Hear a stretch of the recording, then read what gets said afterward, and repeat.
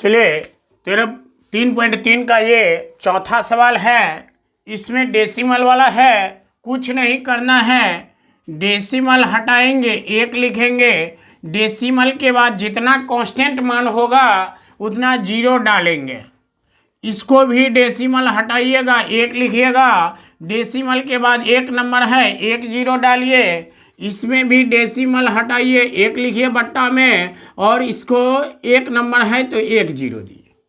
अब यहाँ क्या है कि दोनों में 1/10 हमको कॉमन है, तो 1/10 आप कॉमन लीजिएगा तो यहाँ बचेगा 2x, यहाँ बचेगा 3y, और यहाँ 13/10 हो जाएगा। ये 10 हट जाएगा तो लिखेंगे 2x + 3y 13, समीकरण 1।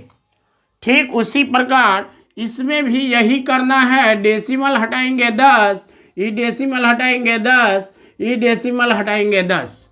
अब यहाँ भी 1/10 कॉमन है तो लीजिए 4x 5y 23/10, ये 10 हट गया तो आप लिखेंगे 4x + 5y 23, समीकरण 2।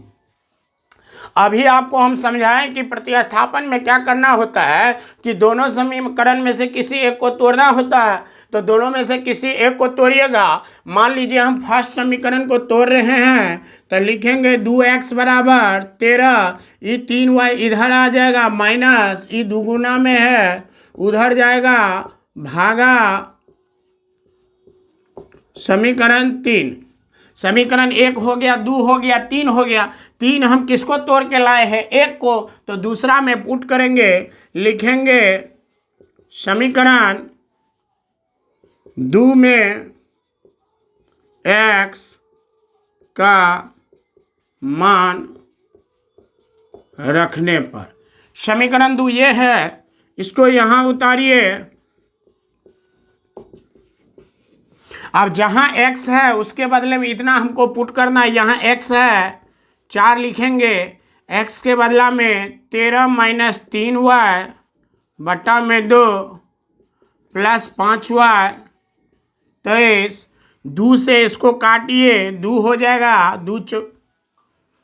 अब 2 से इसको गुना कीजिए, 13 दूना 26, 3 दूनी 6, ये 5y इधर 23, ये 26 प्लस में है उधर जाएगा माइनस, और ये दोनों आपस में जुटेगा प्लस माइनस माइनस, 6 में से 5 तो माइनस y लिखाएगा, 23 - 26 हो जाएगा, -y = -3, माइनस माइनस साइड कीजिए, y = 3।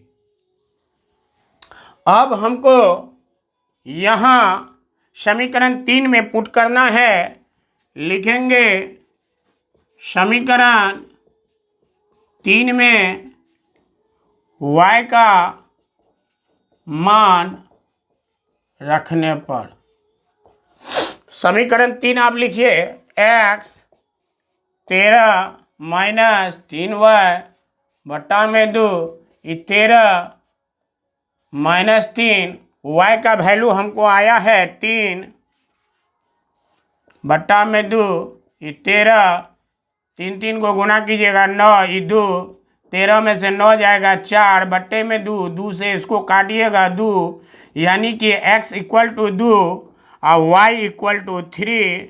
ये हो गया आपका प्रतिस्थापन विधि से xy का मान।